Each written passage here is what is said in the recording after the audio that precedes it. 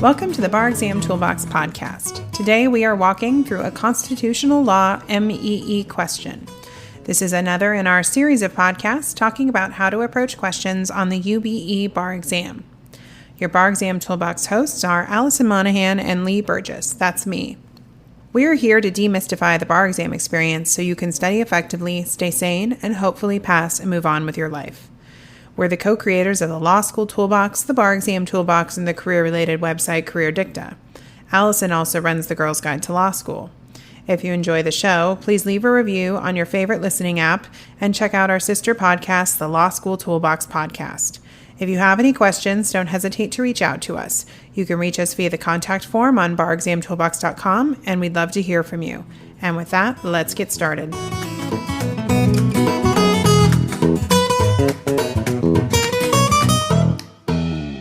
Welcome back. Today we are walking through a constitutional law question from the MEE. This is another in our series of podcasts talking about how to approach questions on the UBE. And don't forget to subscribe to our podcast so you won't miss any upcoming essay discussions. Today's essay is as timely as it is challenging. It's about the bifurcation of power between state and federal in the American constitutional system, and it's in the context of marijuana legislation. This is a hot topic right now as more and more states legalize marijuana for medical or recreational use despite a federal prohibition. Before we walk through today's question, we need to do a quick review of the law you will want to know for this question. For constitutional law questions, many of the rules you apply come from important Supreme Court cases. Remember, you don't need to cite cases, but some people have an easier time remembering the rules in context, so just make sure you're studying the material and all material in a way that works best for you. First, the 10th Amendment of the United States Constitution restricts the power of the federal government and reads, "The powers not delegated to the United States by the Constitution, nor prohibited by it to the states, are reserved to the states respectively or to the people." This has been interpreted by the Supreme Court as restricting federal power as necessary for the states to retain a significant measure of sovereign authority. Further, commandeering of state officials is unconstitutional under the federalism principle of the 10th Amendment. Now, that's already a lot to take in, but we are going to need one more rule for our essay today, and it is this. Congress may condition the receipt or use of federal funds on state compliance with federal statutory or administrative directives only when, number one, the spending is for the general welfare, although the court should substantially defer to Congress in this regard. Number two, the condition imposed by Congress must be imposed unambiguously. Number three, the condition imposed must be related to the federal interest, in particular national projects or programs. Number four, the condition imposed must not be to induce the states to engage in activities that would themselves be unconstitutional. And number five, the condition must not be so coercive as to pass the point at which pressure turns into compulsion. Now that is more or less all of the law we need to know today. Now, it's quite a bit of law, and constitutional law is not easy to apply. So let's get started. We're going to move on to reading the bar exam question. This is a question from the July 2018 bar exam. We're going to link to a webpage where you can find this question in the show notes. Ready? Let's do it. In Gonzalez versus Rake, 545 U.S. 1 from 2005, the Supreme Court held that Congress has the power under the Commerce Clause of Article 1, Section 8 of the Constitution to prohibit the local cultivation and use of marijuana, even when applicable state law permits such cultivation, and even when the cultivation and use are entirely within state borders. At the time of that decision, at least 9 states authorized the use of marijuana for medicinal reasons. Since the decision, medicinal use of marijuana has been approved in numerous other states, and some states have also begun to allow the recreational use of marijuana. Concerned with the widespread disregard of federal law in states that have legalized marijuana use, Congress recently passed the Federal Drug Abuse Prevention Act. Sections 11 and 15 of the Act provide as follows. Section 11. Any state law enforcement officer or agency that takes an individual person into custody for violation of any state law must make a reasonable investigation within 5 business days to ascertain whether the individual in custody was under the influence of marijuana at the time of the alleged offense. Such officers or agencies must file monthly reports with the Federal Drug Enforcement Agency on the outcome of these required investigations, including the name of any individual determined to have been under the influence of marijuana at the time of his or her alleged offense. Section 15. No state government, state agency, or unit of local government within a state shall be eligible to receive any funding through the Federal Justice Assistance Grant Program unless the use of marijuana is a criminal act in that state. The Justice Assistance Grant Program has been in existence for many years. It is the primary program through which the federal government provides financial assistance for state law enforcement agencies. Last year, the federal government made approximately $300 million in grants to state and local law enforcement agencies through this program. Congress has appropriated another $300 million for such grants in the upcoming fiscal year. State A has a population of about 4 million people. Its crime rate is below average. Last year, total spending by law enforcement agencies in State A was $600 million, of which $10 million came from federal grants under the Justice Assistance Grant Program. State A recently adopted legislation decriminalizing the use of marijuana for all purposes by persons over the age of 21. As applied to State A, Number 1, is Section 11 of the Federal Drug Abuse Prevention Act a constitutional exercise of federal power? Explain. And number 2, is Section 15 of the Federal Drug Abuse Prevention Act a constitutional exercise of federal power? Explain. Okay, our 2 questions here have to do with the constitutional limits of federal power. A quick review of the hypo tells us that question 1 is about the federal government requiring a state to take a particular action, which we know as commandeering under the 10th Amendment. The second question deals with the federal government withholding funds unless a state takes a particular action, which we know is also going to be a 10th Amendment issue. Now, having identified the questions and the applicable law, it's time to dissect the facts of the hypothetical and structure our analysis. So the first thing you must do is mark up your exam paper to assess what is legally significant about each fact in the fact pattern. We'll take the facts one at a time. In Gonzalez v. Rake, the Supreme Court held that Congress has the power under the Commerce Clause of Article 1, Section 8 of the Constitution to prohibit the local cultivation and use of marijuana, even when applicable state law permits such cultivation and even when the cultivation and use are entirely within state borders. So this is pretty cool if you're a big con law person. The examiners are giving you a specific court case to focus on, which may help you orient yourself in the discussion. Now don't get off track though. The call of the question asks about whether certain federal statutes are a constitutional exercise of federal power, which means that we're probably looking at the 10th Amendment. Next up, it said that at the time of that decision, at least 9 states authorized the use of marijuana for medicinal reasons. Since that decision, medicinal use of marijuana has been approved in numerous other states, and some states have also begun to allow the recreational use of marijuana. This tells us that there are a number of states whose laws conflict with the federal law on this point. Next, the facts say that concerned with the widespread disregard of federal law in states that have legalized marijuana use, Congress recently passed the Federal Drug Abuse Prevention Act. Now, this tells us that Congress expressly intended to override state legislation here.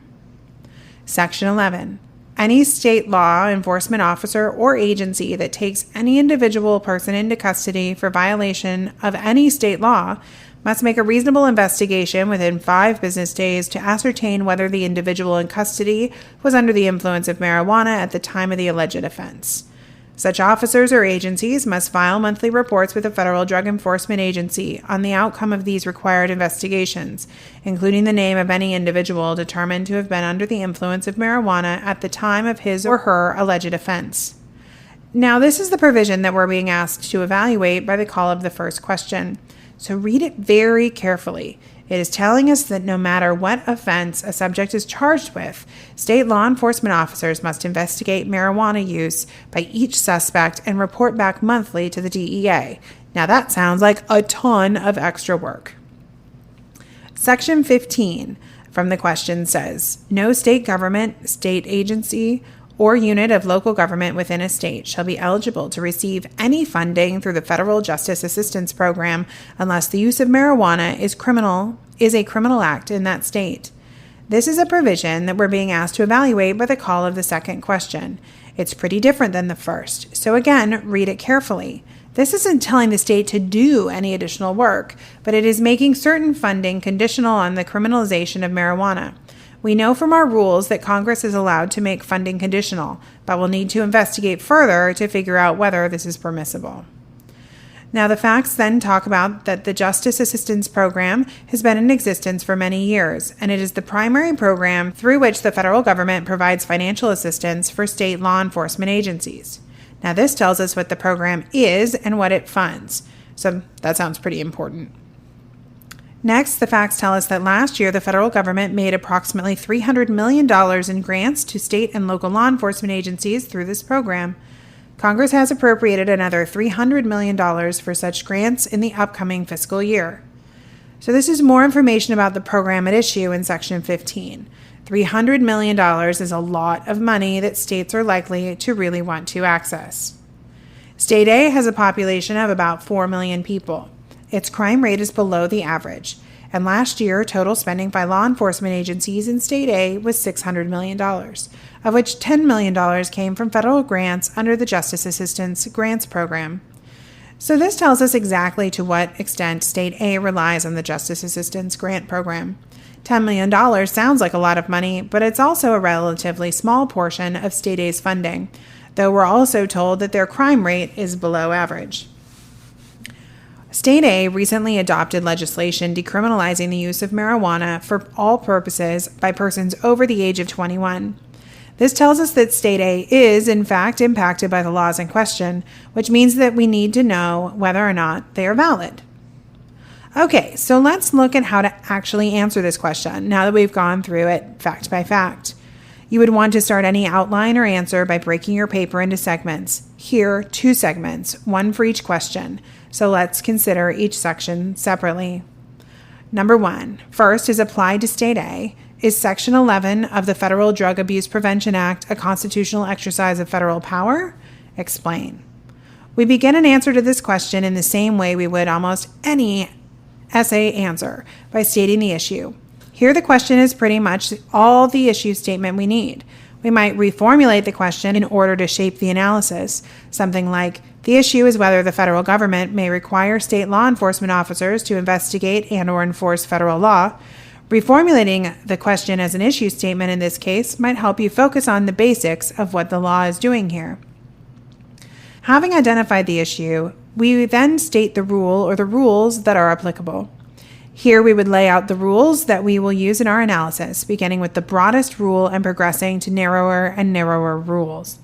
In this case, a solid rule section might read something like this. The United States Constitution creates a system of dual sovereignty, under which the states retain sovereignty while also falling under the federal government's authority. The 10th Amendment reserves all powers not delegated to the federal government to the states or to the people. The Supreme Court has interpreted the 10th Amendment as limiting the federal government's power to the extent necessary to protect state sovereignty. Congress may not require states to pass or enforce laws according to Congress's discretion and may not commandeer state officials. Please note that the rule section begins by stating the broadest applicable rule and proceeds to the narrowest, most on-point rule that we will be analyzing. Building rule sections in this inverted pyramid structure makes it easier to demonstrate to graders that you know the law and that you understand the broader context in which the law operates. Additionally, it provides opportunities to work in key words and phrases that graders look for, like federalism, dual sovereignty, and state sovereignty. All right, so let's do the analysis. The analysis section of a passing answer might read something like this. Section 11 of the Federal Drug Abuse Prevention Act almost certainly violates the principles of federalism enshrined in the Constitution. The Act requires state officers, agents, and employees to investigate potential violations of federal law. The Act requires state agents not only to investigate, but also to report to federal agents if or when they discover violations of federal law, and it seeks to compel state actors to enforce federal laws. Each of these requirements violates the federalism principles of the 10th Amendment, as the court has interpreted them to mean that the federal government may not commandeer state actors. Because Section 11 of the Act compels state officers to enforce federal law, it is likely an unconstitutional commandeering of state officials by the federal government. Now, that wasn't a terribly difficult analysis because we happen to have a solid rule that was directly on point. What is important in this analysis section is that a good answer will identify and call out the facts that are legally significant to determining whether Section 11 commandeers or compels state action. All right, wasn't that lots of fun? All right, let's move on. Question 2. Is Section 15 of the Federal Drug Abuse Prevention Act a constitutional exercise of federal power? Explain. Now, just like with question 1, we begin with an issue statement. Here again, we can simply use the question as our issue statement, or we can reformulate to call out the issue presented by the statute. Something like, the issue is whether Congress can compel states to pass certain legislation using their spending power.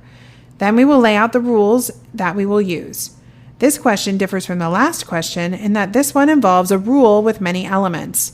Unfortunately, there's just no way around this. You have to learn the law.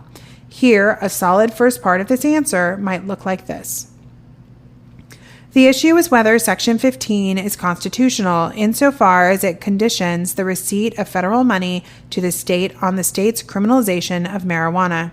The Constitution's system of dual sovereignty, as expressed in the 10th Amendment, generally prohibits the federal government from compelling state actions.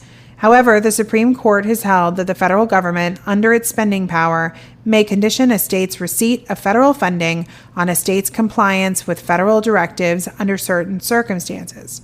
For such a conditional use of federal funds to be constitutional, number 1, the spending must be for the general welfare. Number 2, the conditions imposed must be unambiguous. Number 3, the conditions must be related to the federal interest, in particular, national projects or programs. Number 4, the condition imposed must not be used to induce the states to engage in activities that would themselves be unconstitutional. And number 5, the condition must not be so coercive as to pass the point at which pressure turns into compulsion. Now that's a lot of law right there. If you can't memorize exactly these long multi-element laws, you should try to use whatever techniques work for you to memorize keywords and phrases and be able to spit them out on exam day. All right, now we do the analysis. Let's skip through this analysis element by element, each time citing the facts that are significant in determining whether the element is met or not. Now first, the spending must be for the general welfare. Here, the congressional spending in question is funding for law enforcement. Law enforcement is usually considered a part of the general welfare, and the court gives substantial deference to Congress in determining what is general welfare. Second, the condition being imposed must be unambiguous. Here, the condition is that the state must criminalize marijuana in order to receive funding. That is clear and unambiguous. Third, the condition must relate to the federal interest, in particular national projects or programs. This condition pretty clearly relates to the federal interest in both law enforcement and in a nationally cohesive marijuana policy. Fourth, the condition imposed must not be to induce the states to engage in activities that would themselves be unconstitutional. Now that is clearly met here because criminalizing marijuana is not unconstitutional. The question even provides you with a case that establishes the constitutionality of marijuana prohibition. So that leaves us with the fifth element, that a condition must not be so coercive as to pass the point at which the pressure turns into compulsion. Now this is the crux of this analysis. Often in constitutional law and in other areas, an essay question will test a multi-element rule. And although it is important to address each element, there is one element that is going to get the most analysis. And that is simply because in a given set of facts, the rubber meets the road somewhere. In this case, it is this requirement that the condition not pass from pressure to compulsion. A passing answer might include analysis that reads something like this. The final question is whether the condition is so coercive that it passes the point at which pressure turns into compulsion and becomes an unconstitutional infringement on state sovereignty. The court has not drawn a hard and fast line for when pressure becomes compulsion. And the court will generally resolve this question by looking at the conditional funding in the context of the state's overall budget. In this case, State A stands to lose only $10 million, which is less than 2% of its law enforcement spending for the year. Although $10 million is certainly an incentive to the state, there is nothing in the facts to indicate that the state depends on this $10 million or that the state's overall budget would be in danger without this part of the Justice Assistance Grant funding. For these reasons, it's likely that Section 15 is constitutional. Okay, so what we did here was this. We read the fact pattern that identified the questions. We identified facts that might be legally significant. Then we organized our answer into 2 segments, one for each question. And those segments we organized by IRAC, issue, rule, application, and conclusion. We stated the rule or rules, and then we applied the rules to legally significant facts that we had already identified, and we reached reasonable conclusions. Constitutional law essays like this can be very challenging. There's a lot of law to memorize and a lot of nuance in how the laws are applied. It takes a lot of devoted study and practice to apply constitutional law correctly and thoroughly, but the process is more or less the same each time. Read carefully, correctly identify the issues in the applicable law, and then apply the law to facts while paying special attention to facts that are legally significant and draw reasonable conclusions. And with that, we are out of time. I want to take a second to remind you to check out our blog at barexamtoolbox.com, which is full of helpful tips to help you prepare and stay sane as you study for the bar exam. You can also find information on our website about our courses, tools, and one-on-one tutoring programs to help support you as you study for the UBE or California bar exam. If you enjoyed this episode of the Bar Exam Toolbox podcast, please take a second to leave a review and rating on your favorite listening app. We'd really appreciate it. And be sure to subscribe so you don't miss anything. If you are still in law school, you might also like to check out our popular Law School Toolbox podcast as well. If you have any questions or comments, please don't hesitate to reach out to myself or Allison at lee@barexamtoolbox.com or allison@barexamtoolbox.com, or you can always contact us via our website contact form at barexamtoolbox.com. Thanks for listening, and we'll talk soon.